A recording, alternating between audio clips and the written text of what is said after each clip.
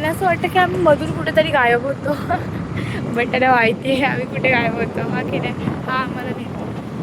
नमस्कार सगळ्यांना, मी साक्षी. दापोलीपासून जवळ असलेल्या अंजर्ले गावातील कड्यावरच्या गणपती बाप्पाचं दर्शन घेतलं आणि मग आम्ही निघालो हर्णे बंदरवरती मच्छीचा लिलाव पाहायला.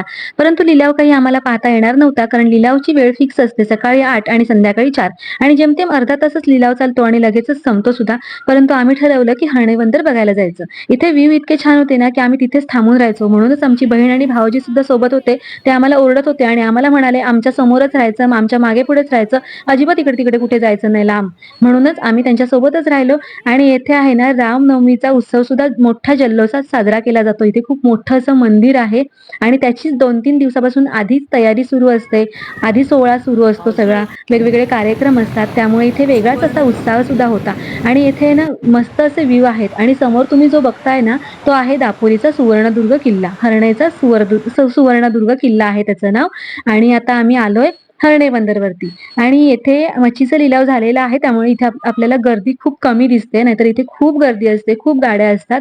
आणि ह्या होड्या दिसतायत ना, त्या होड्याच इकडे बंदरावरती इकडे येतात. मासे घेऊन किनारी या होड्या लागलेल्या असतात, परंतु आता मच्छीचा लिलाव झालेला आहे म्हणून ते आपल्याला पलीकडे लांब दिसतात.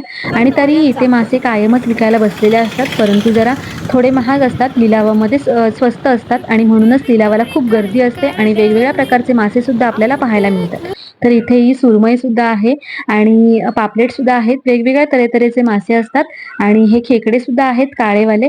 आणि ही जी आहे ना, ती सुरमई कट करत होती. आणि पुढचा आपल्याला नेक्स्ट ब्लॉग सुद्धा नक्की बघायला मिळेल. आणि त्यामध्ये मात्र तुम्हाला मी मच्छीचा लिलाव दाखवलेला आहे, कारण मी पुन्हा दुसऱ्या दिवशी मच्छीचा लिलाव जेव्हा असतो ना 4 वाजता, तेव्हा परत एकदा गेलेली आहे. भेटूया नेक्स्ट व्हिडिओमध्ये.